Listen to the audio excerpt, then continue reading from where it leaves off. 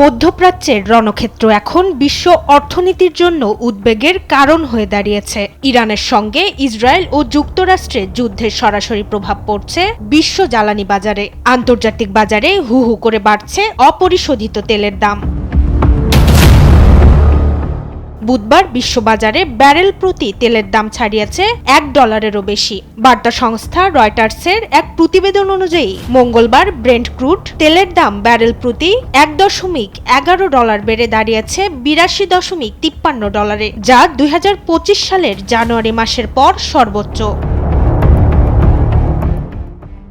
একই সঙ্গে মার্কিন ওয়েস্ট টেক্সাস ইন্টারমিডিয়েট অপরিশোধিত তেলের দাম 1.1% বেড়ে $75.37 দাঁড়িয়েছে। এর আগে মঙ্গলবার মার্কিন বাজারে প্রতি ব্যারেল তেলের দাম 7% বেড়ে দাঁড়ায় $76, যা সোমবার বেড়েছিল 6%।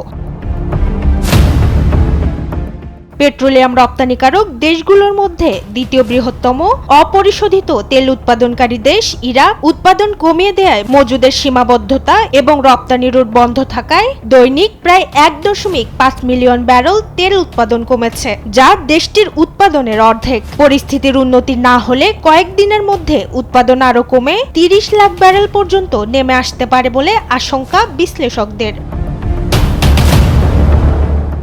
বিশ্বের মোট তেল ও গ্যাসের প্রায় 20% পরিবাহিত হয় ইরানের হরমুজ প্রণালী দিয়ে। ইরান এই প্রণালী বন্ধ করে দেয় প্রণালীর প্রবেশ মুখে আন্তর্জাতিক জাহাজ চলাচল প্রায় স্থবির হয়ে পড়েছে। ফলে বিশ্ববাজারে তেলের দাম আরও বৃদ্ধি পাওয়ার সম্ভাবনা তৈরি হয়েছে। সংঘাত দীর্ঘায়িত হলে তেলের দাম $100 ছাড়াতে পারে বলে মনে করছেন বিশ্লেষকরা। মাকদুরা মিতি, দেশ টিভি, ঢাকা। দর্শক, এইসব বিষয় নিয়ে বিস্তারিত আলোচনায় আমাদের সঙ্গে যুক্ত হচ্ছেন অভিবাসন বিশ্লেষক শরীফুল ইসলাম। আপনাকে স্বাগত দেশ বাণিজ্যে। ধন্যবাদ। জি, আসলে মধ্যপ্রাচ্যে অস্থিরতায় শ্রম বাজারে যেই প্রভাবটা পড়েছে এর নিয়ে আপনার মন্তব্যটা জানতে চাই।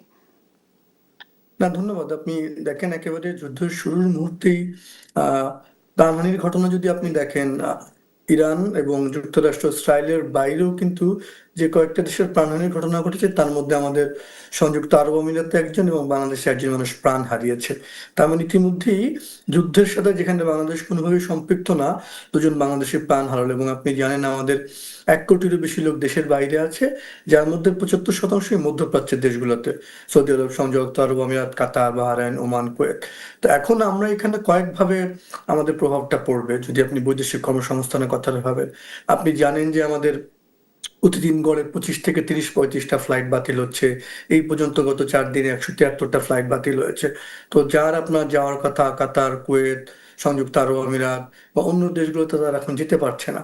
এখন প্রতিদিন যদি আপনি এরকম গড়ে কয়েক হাজার কর্মী যেতে না পারেন, তাহলে এরা আবার কবে যেতে পারবেন? তো অনেকেরই ভিসার মেয়াদ শেষ হয়ে যাচ্ছে। কাতার যদিও 1 মাসের ভিসার মেয়াদ বাড়িয়েছে, কিন্তু সংকটটা হলো আপনার এই যে যুদ্ধের কারণে মধ্যপ্রাচ্যে হয়তো যেই কাজগুলো হওয়ার কথা ছিল, যে কনস্ট্রাকশন ওয়ার্কার বা অন্য কাজ, নিয়োগকর্তাদের যে লোক নেওয়ার কথা ছিল, সেটাও হয়তো চেঞ্জ হয়ে যেতে পারে এই পরিবর্তিত পরিস্থিতিতে। সেই ক্ষেত্রে হয়তো যে লোকটা যাওয়ার কথা, সে হয়তো এখন নাও যেতে পারে। আপনি এখন সে 4-5 লাখ 6 লাখ টাকা খরচ করেছে, সে যদি যেতে না পারে, তাহলে সে কি সংকটটাতে পড়বে? হাজার হাজার করে, প্রতি মাসে আমাদের গড়ে প্রায় 1 লাখ করে বিদেশে যায়, সেটা ভয়াবহ প্রভাব পড়বে। তার মানে দেশে যারা রয়েছেন, বিদেশ যাওয়ার কথা ভাবছেন, প্রস্তুতি নিচ্ছেন, তারা প্রথমত প্রভাব পড়বেন। দ্বিতীয়ত আপনার যারা ইতিমধ্যে আছে, এই যে 60-70 লাখ লোক, আপনি মধ্যপ্রাচ্যের 6টা দেশ জিসিসি কান্ট্রি যদি বলেন, এদের যদি জনসংখ্যা আপনি দেখেন, জনসংখ্যার প্রায় 60% হচ্ছে আপনার অভিবাসী, বাংলাদেশি, পাকিস্তান, শ্রীলঙ্কান, বিভিন্ন দেশের লোকজন। এখন কিন্তু তারাও আপনার তাদের স্বাভাবিকভাবে চলাচল, কাজ, সেগুলো আক্রান্ত। আমাদের যেই মাসগুলোতে সবচেয়ে বেশি প্রবাসী আয় আসে, তার মধ্যে একটি হচ্ছে রোজার মাস এবং আরেকটা হচ্ছে কোরবানি ঈদের সময়টা। তো এখন যদি লোকজন, ধরেন যাদের নির্ধারিত কাজ রয়েছে, যেটা আতঙ্ক তারা তৈরি হয়েছে, আসলে যে একটা আতঙ্ক তৈরি হয়েছে, যারা ওখানে আছেন তাদের মধ্যে একটা আতঙ্ক আছে। আমরা জানি যে আমাদের জনশক্তি রপ্তানির প্রধান বাজারই মধ্যপ্রাচ্য। তো আসলে এই ধরনের সংকট আমরা কিন্তু দেখতে পাচ্ছি বিগত কয়েক বছর ধরে, এরকম যুদ্ধ বিগ্রহ আসলে লেগেই আছে। সেক্ষেত্রে আমাদের এই শ্রম বাজারের যেই, আমরা কি কোনো বিকল্প পেতে পারি কিনা?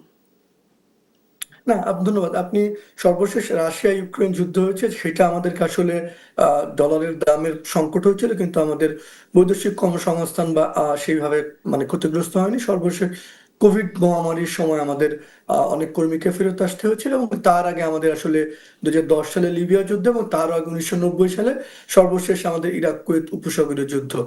এই যে এমন একটা পরিস্থিতি হতে পারে, সংযুক্ত আরব আমিরাত, দুবাই, কাতার, তারাও যে যুদ্ধে আক্রান্ত হয়ে সেখানকার মানুষজন এরকম সংকটে পড়তে পারে, সেটা কিন্তু এই ধরনের পরিস্থিতি আসলে অনেক বছর ধরে আমরা দেখিনি। যার ফলশ্রুতি হচ্ছে এই দেশগুলো কিন্তু প্রস্তুতি নাই। আপনার ধরেন যারা নির্ধারিত কাজ করে, মাস শেষে একটা বেতন আছে, তাদের হয়তো সংকট কিছুটা কম, কিন্তু আমাদের যারা বাংলাদেশে মধ্যপ্রাচ্যের দেশগুলোতে থাকেন, এদের একটা অনেক বড় অংশ কিন্তু রয়েছেন যারা আসলে সুনির্দিষ্ট কাজ থাকে না। তারা আসলে প্রতিদিন ঠিক করে বা এক এক রকম ছোট ছোট কাজ পান সেই কাজের উপর, তথাকথিত ফ্রি ভিসা যাকে বলে, তার সুনির্দিষ্ট নিয়োগকর্তা নেই। তারা যদি এখন কাজ না পায় রোজার সময়টাতে, তাদের আয় থাকবে না। তাদের আয় না থাকলে তারা পরিবার কাছে টাকা পাঠাতে পারবে না। তো তার মানে একদল যেতে পারছে না, যারা আছে তারা কাজ নাই, তাদের প্রবাসী আয়ের ঝুঁকি পড়বে। এবং পাশাপাশি আপনি আন্তর্জাতিক বাণিজ্য, চলাচল, জ্বালানি তেল, আমি বলবো যে এই গত 4-5 দিনের যুদ্ধে যে প্রভাব আমরা দেখতে পেয়েছি, এই যুদ্ধ যদি দীর্ঘায়িত হয়, বাংলাদেশের মতো দেশগুলো আসলে যারা প্রবাসী আয় বা বৈদেশিক কর্মসংস্থানের উপর নির্ভরশীল মধ্যপ্রাচ্যের সাথে সম্পর্কিত, আমাদের আসলে বহুমাত্রিক প্রভাব আসলে পড়বে। আসলে এই প্রভাব কাটিয়ে উঠতে কোনো বিকল্প কোনো পরামর্শ আছে কিনা আপনার কাছে? না, আসলে আসলে অনেকদিন ধরে যদি দেখেন, আমাদের শ্রম বাজারটা মধ্যপ্রাচ্য কেন্দ্রিক। এই মধ্যপ্রাচ্য কেন্দ্রিক যে আসলে বাজার, বিকল্প বাজার, সেটা জাপান, ইউরোপ, অন্য কেন্দ্রিক আমরা যে খুব একটা গড়ে তুলতে পারছি তা না। আমাদের অদক্ষ কর্মীরা মধ্যপ্রাচ্য কেন্দ্রিকই যাচ্ছে, এবং আমরা বিকল্প বাজারটা আসলে সবচেয়ে ভালো যদি আমরা বিকল্প শ্রম বাজার গড়ে তুলতে পারতাম, সেটা যেহেতু পারছে না, এই মুহূর্তে আসলে আমাদের সাময়িক যে সংকটগুলো, যে কর্মীরা যেতে পারছেন না, তারা আসলে কবে নাগাদ যেতে পারবেন, সেজন্য আমাদের প্রবাসী কল্যাণ মন্ত্রণালয়, পররাষ্ট্র মন্ত্রণালয়, এই দেশের মধ্যপ্রাচ্যের দূতাবাসগুলোর সাথে কথা বলা, তাদের পররাষ্ট্র মন্ত্রণালয়ের সাথে কথা বলা, যেন ভিসার মেয়াদ শেষ হলে তারা যেতে পারে। পাশাপাশি যারা বিদেশে রয়েছেন তাদের আসলে নিরাপদে থাকা এবং তাদেরকে আশ্বস্ত করা, সার্বক্ষণিক দূতাবাস বা কমিউনিটির মাধ্যমে তাদেরকে আশ্বস্ত করা, কোনো সংকট হলে যে রাষ্ট্র তাদের পাশে থাকবে, প্রয়োজন হলে আমরা ফিরিয়ে আনবো।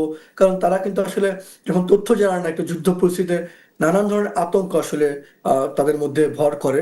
তো সেই মুহূর্তে আমি মনে করি যোগাযোগগুলো চালানো, এবং যোগাযোগগুলো আমাদের চালানো। দূতাবাসকে 24 ঘন্টায় যদি সম্ভব হয়, আমাদের হোয়াটসঅ্যাপ নাম্বার, কল নাম্বার, যেখানে তারা নিয়মিত আসলে ফোন করে তথ্য জানতে পারবেন। আর দেশের মধ্যে থেকে যারা যেতে পারলো না, তারা আসলে ফ্লাইট গুলো কখন, আমাদের তো যারা বিদেশ যায় তারা যে এই জিনিসগুলো খুব ভালো করে জানে তা না, সেক্ষেত্রে এজেন্সিগুলোকে বলা বা বিমান নিজেই উদ্যোগ নিয়ে মানে সার্বক্ষণিক যাত্রীদেরকে একটা জানানো যে খোঁজ আপনার এই খবর ফ্লাইটটা রাখার যে ক্যান্সেল হয়েছে ব্যাপারটা বা এবং হবে। তাদেরকে জানানোর যে বিষয়টা। আপনাকে অসংখ্য ধন্যবাদ আমাদের সঙ্গে যুক্ত হওয়ার জন্য।